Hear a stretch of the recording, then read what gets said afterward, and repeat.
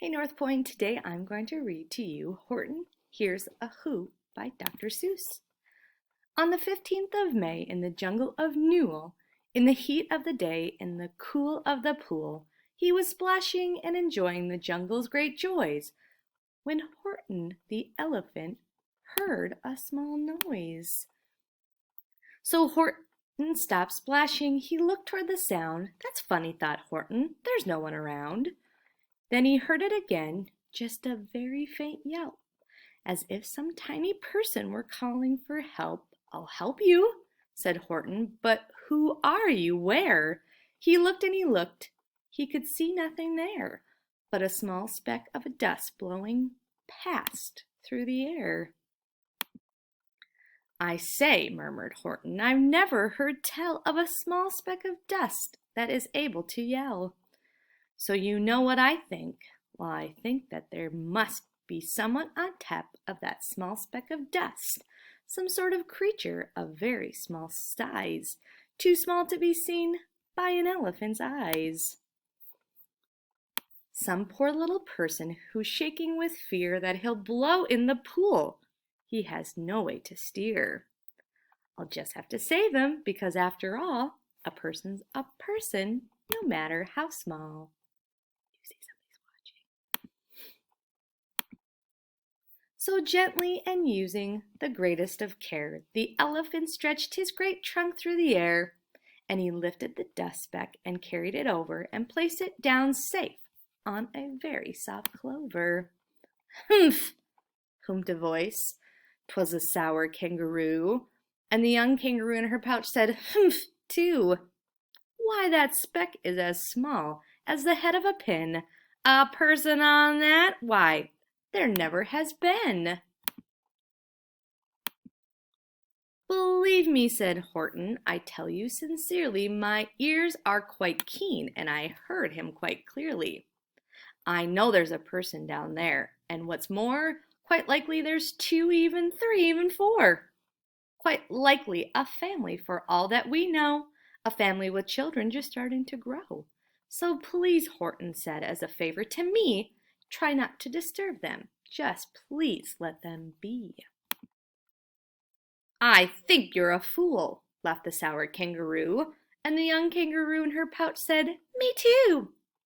"You're the biggest blamed fool in the jungle of Newell," and the kangaroos plunged into the cool of the pool. "What terrible splashing!" The elephant frowned. "I can't let my very small persons get drowned. I've got to protect them. I'm bigger than they." So he plucked up the clover and hustled away.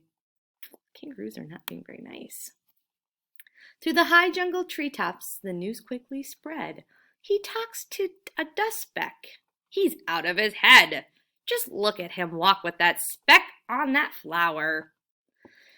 And Horton walked, worrying, almost an hour. "Should I put this speck down?" Horton thought with alarm. "If I do, these small persons may come to great harm. I can't put it down, and I won't. After all, a person's a person, no matter how small." Then Horton stopped walking. The speck voice was talking. The voice was so faint he could barely hear it. "Speak up, please," said Horton. He put his ear near it. Then came the voice, "You are a very fine friend. You've helped all of us folks on this dust speck no end. You've saved all our houses, our ceilings." "Mean?" Horton gasped. "You have buildings there too?" "Oh yes," piped the voice, "we most certainly do." "I know," called the voice. "I'm too small to be seen, but I'm mayor of a town that is friendly and clean. Our buildings to you would be terribly small, but to us, we aren't big. They are wonderfully tall. My town is called Whoville, for I am a Who, and we Whos are all thankful and grateful to you." And Horton called back to the mayor of the town, "You're safe now. Don't worry. I won't let you down." Just as he spoke to the mayor of the speck, three big jungle monkeys climbed on Horton's neck. The Wickersham brothers came shouting, "What tot! This elephant's talking to who are not." There aren't any who, and they don't have a mayor, and we're going to stop all of this nonsense, so there.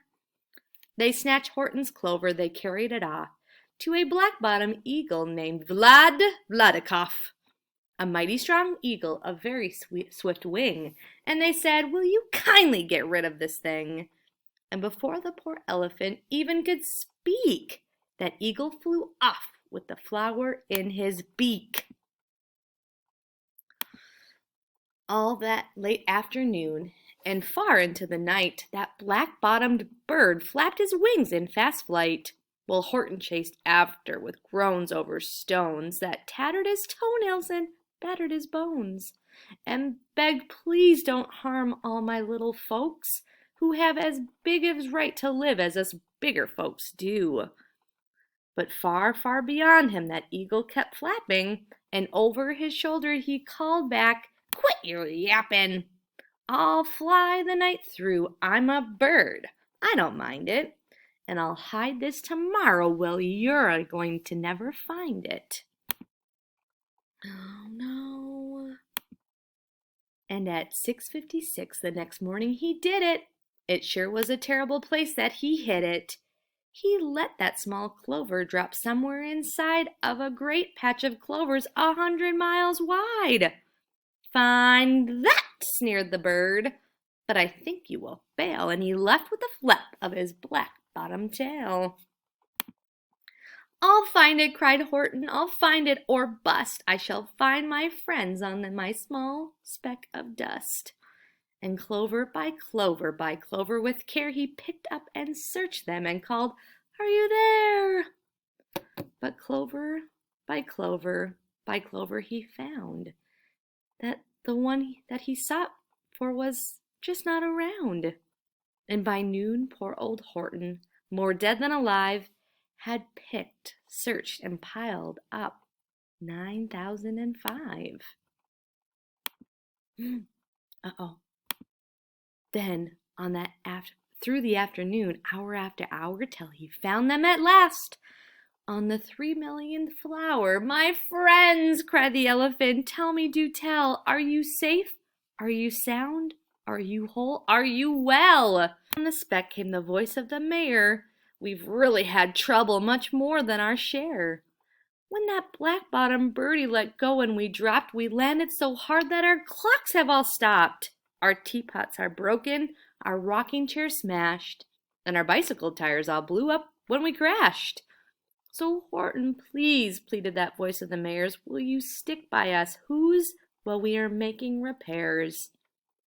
"Of course," Horton answered, "of course I will stick. I'll stick by you small folks through thin and through thick." Hummed a voice. "For almost 2 days you've run wild and insisted on chatting with persons who's never existed. Such carryings-ons in our peaceable jungle. We've had quite enough of your bellowing bungle."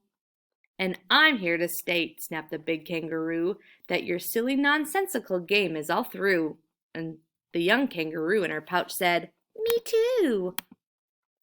With the help of the Wickersham brothers and dozens of Wickersham uncles and Wickersham cousins and Wickersham in-laws, whose help I've engaged, you're going to be roped and you're going to be caged. And as for your dust speck, ha! That we shall boil in a hot steaming kettle of bezelnut oil. "Boil it?" gasped Horton. "Oh, that you can't do. It's all full of persons. They'll prove it to you."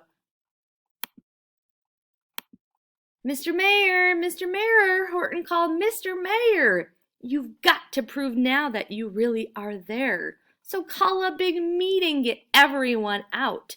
Make every who holler, make every who shout, make every who scream. If you don't, every who is going to end up in a bezelnut stew." And down on the desk back, the scared little mayor quick called a big meeting in Whoville Town Square. And as people cried loudly, they cried out in fear, "We are here, we are here, we are here, we are here." The elephant smiled. That was clear as a bell. "You kangaroos surely heard that very well." All I heard, snapped the big kangaroo, was the breeze and the faint sound of wind through the far distant trees. I heard no small voices, and you didn't either. And the young kangaroo in the pouch said, Me neither. Grab him, they shouted, and cage the big dope. Lasso his stomach with 10 miles of rope. Tie the knots tight so he'll never shake loose. Then dunk that dumb speck in the bezel nut juice. Horton fought back with great vigor and vim, but the Wickersham gang was too many for him. They beat him, they mauled him, they started to haul him into his cage, but he managed to call to the mayor, Don't give up, I believe in you all. A person's a person, no matter how small. And you very small persons will not have to die if you make yourselves heard, so come on now and try. The mayor grabbed a tom-tom, he started to smack it, and all over Whoville they whooped up a racket. They rattled tin kettles, they beat on brass pans, on garbage pail tops and old cranberry cans. They blew on bazookas and blasted great toots, on clarinets, oompas, and boombas, and flutes. Gusts of loud racket rang high through the air, they rattled and shook the whole sky. And the mayor called up through the howling, mad hullabaloo, Hey Horton, how's this?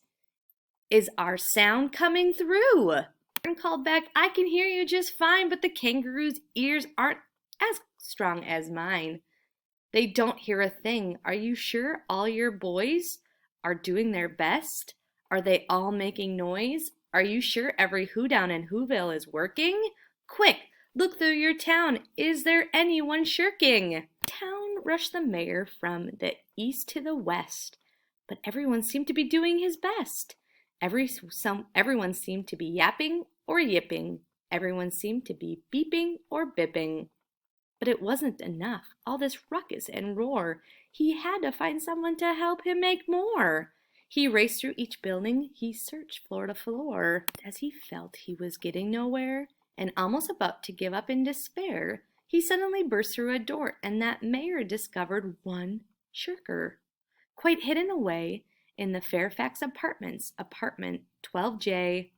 A very small shirker named Jojo was standing, just standing, and bouncing a yo-yo. Not making a sound, not making a yip, not a chirp. And that mayor rushed inside and he grabbed that young twerp. And he climbed with the lad up the Eiffelberg Tower. This, cried the mayor, is your town's darkest hour. The time for all who have blood that is red to come to the aid of their country, he said. We've got to make noise in greater amounts, so open your mouth, lad, for every voice counts. Thus he spoke as he climbed. When they got to the top, that lad cleared his throat and he shouted out, Yop! Yop, that one small extra yop, put it over. Finally, at last, from the speck on that clover, their voices were heard. They rang out clear and clean, and the elephant smiled. Do you see what I mean? They've proved that they are persons, no matter how small, and their whole world was saved by the smallest of all. How true, yes, how true, said the big kangaroo. And from now on, you know what I'm planning to do? From now on, I'm going to protect them with you. And the young kangaroo in her pouch said, Me too. From sun in the summer, from rain when it's in fallish, I'm going to protect them no matter how smallish. The end.